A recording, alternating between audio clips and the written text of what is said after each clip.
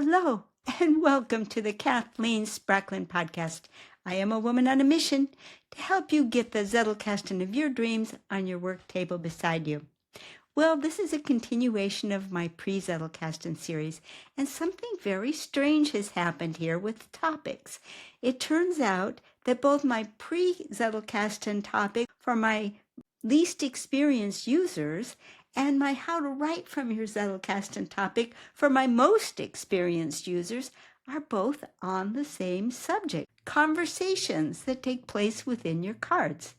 And I think that might be a really important point in and of itself. If you just think of those two ideas in juxtaposition, that both the earliest phase and in the most sophisticated phase, conversations are central, well, I think that means we've found something that's truly fundamental with the Zettelkasten. I believe that it is, and I really look forward to talking to you a little bit about how conversations arise in your Zettelkasten, how to look out for them, and a few hints about what we're going to do about them before very long. So see you over in the down-facing camera so we can show some examples of conversation. Well, here we are in the down-facing camera, and I've got two of the cards that we developed while we were talking about, well, how do you make a card that contains a thought? And if you'll recall, we said there were three really important parts.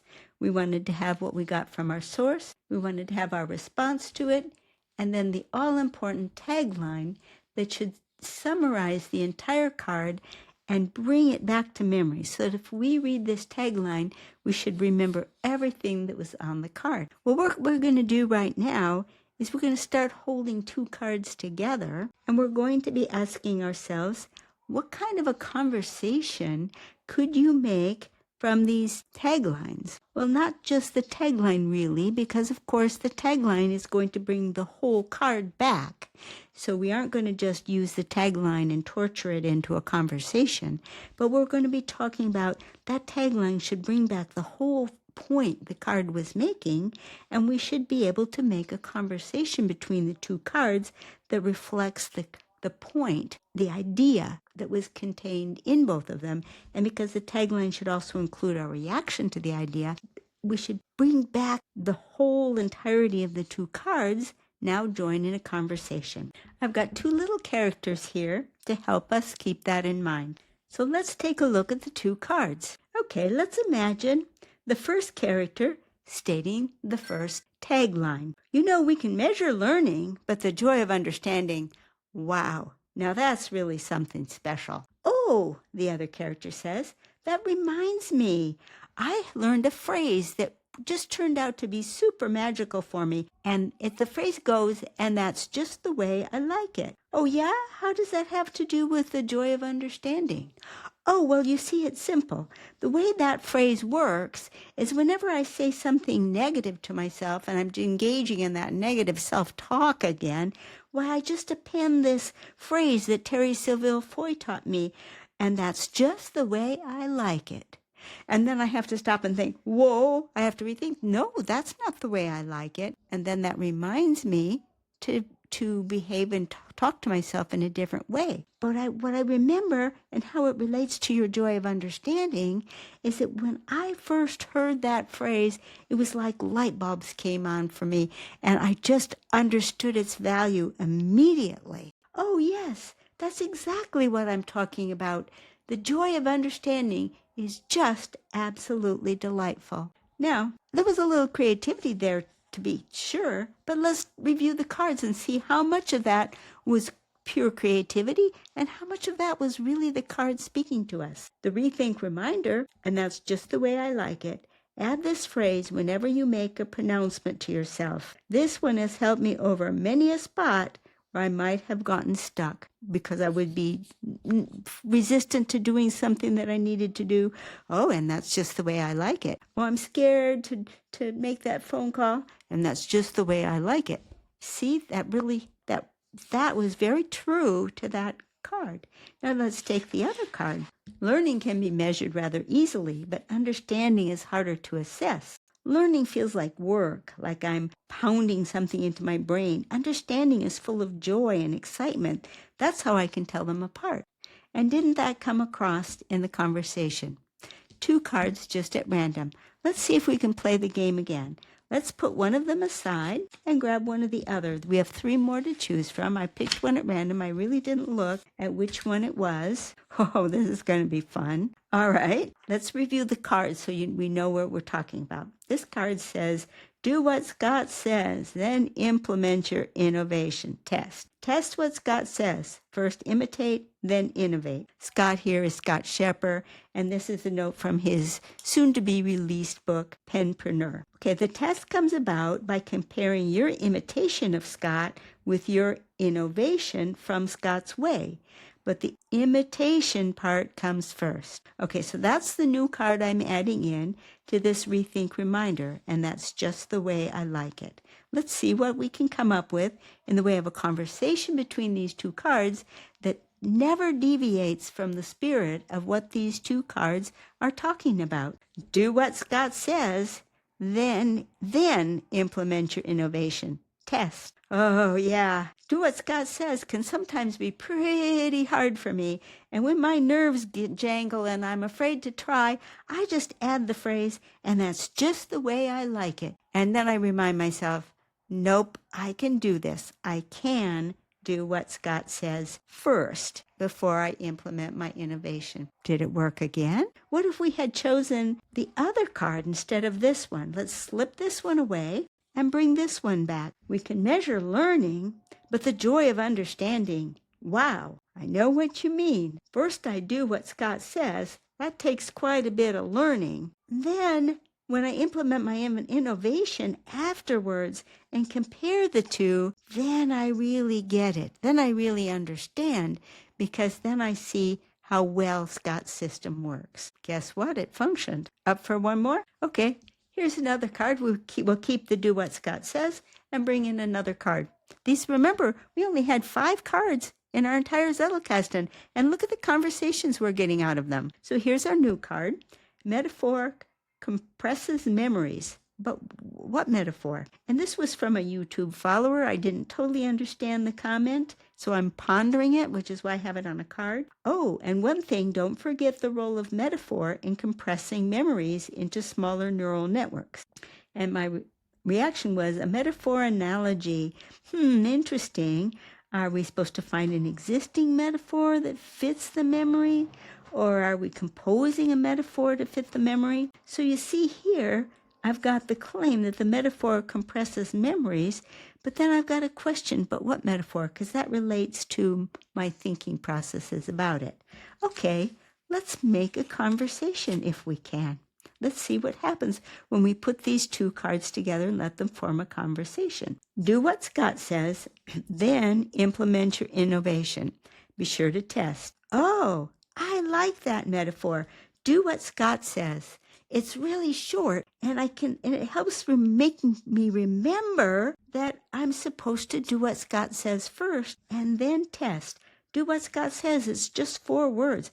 Wow, that makes Scott's teaching a whole lot easier to remember because the metaphor compressed the memory. Don't look now, but that worked too. Is there anything amongst these 5 random cards that we created that won't go together? Okay, what if we bring in our last card?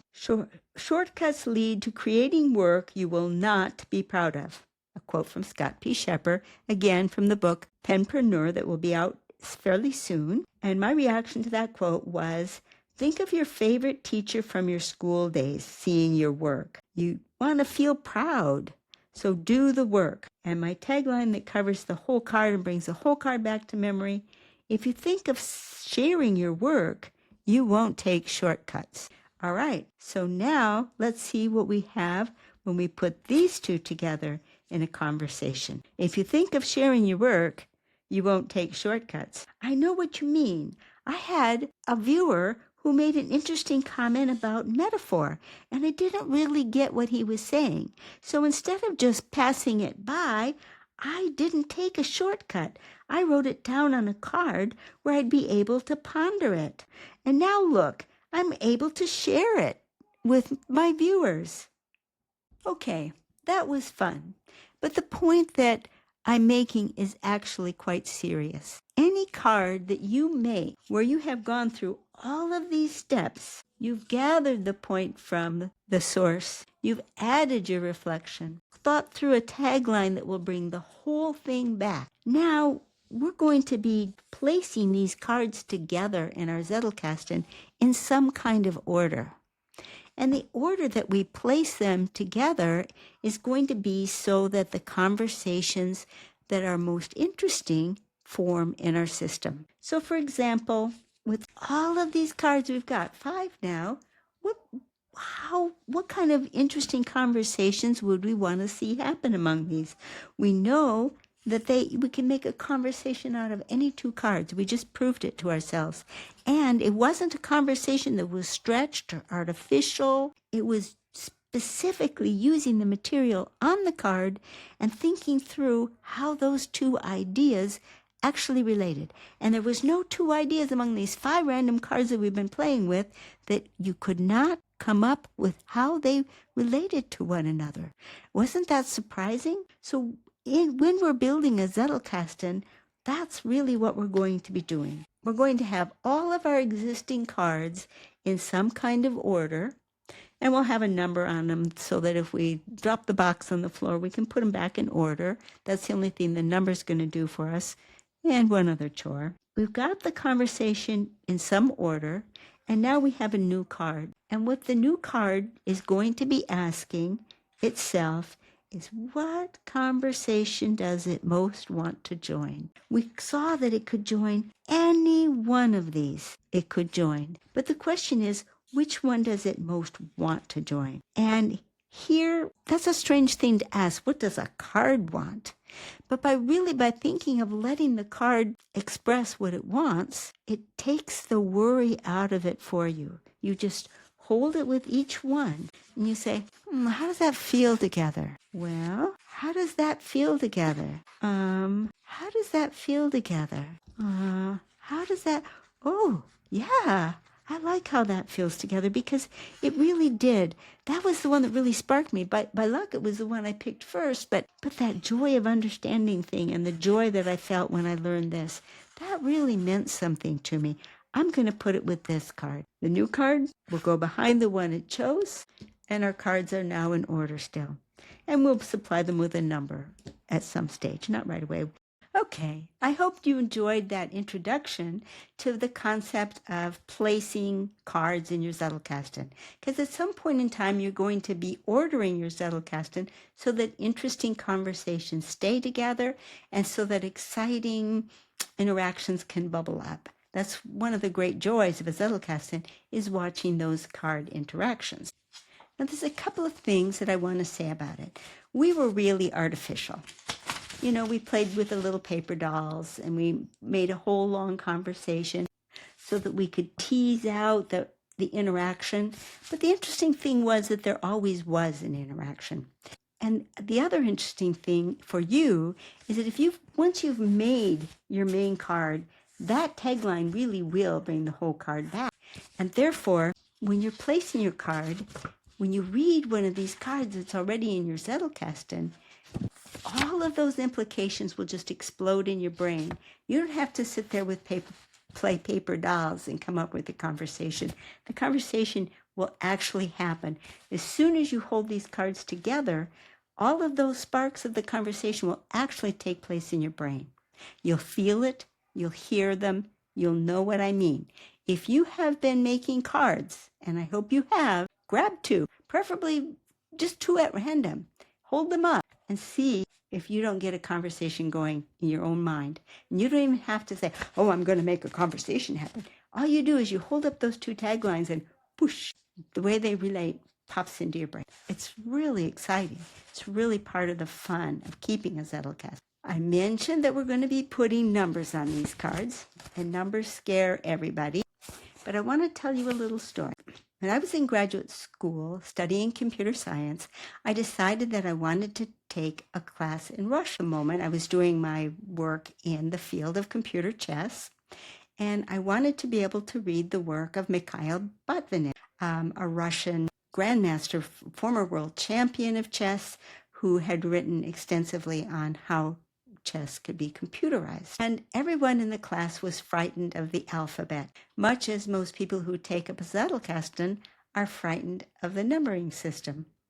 Our professor told us, and he made us a promise. He said, I assure every one of you that you will have no trouble whatsoever understanding the alphabet. Getting alphabets is just intrinsic to the human mind. He told us that he'd had students drop his class, but he had never, ever had anyone drop his class because they didn't get the alphabet. He said he didn't know anyone who had any trouble learning the alphabet. And he was right in my case. I didn't have any trouble learning it, and I was very surprised at how easily that happened. Well, I can't sit here and tell you that there's no one out there who has had any trouble numbering cards. That wouldn't be true. But I can promise you that anyone who follows my method of numbering cards will have no trouble with the card numbering, and it won't be anywhere near as hard as learning the Russian alphabet. So that's where we are right now. Play with those conversations, collect those cards.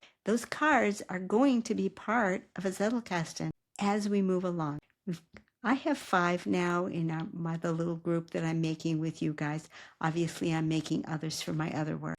But I want to see you guys creating cards as well, because we're going to want to go for a decent-sized stack before we play with the numbering, because I want you to have an opportunity to you got 3 cards and you put the numbers on them and now you're done. I'd like for you to have enough, maybe a nice half-inch stack of cards. So open yourself up to what you're reading, to what you're thinking, to what you're having around you, to the great things that people around you say. Listen for great quotes from your friends and just capture some of those so that we can have some cards to play with in a bit when we start organizing the cards. Talk to you later. Bye-bye.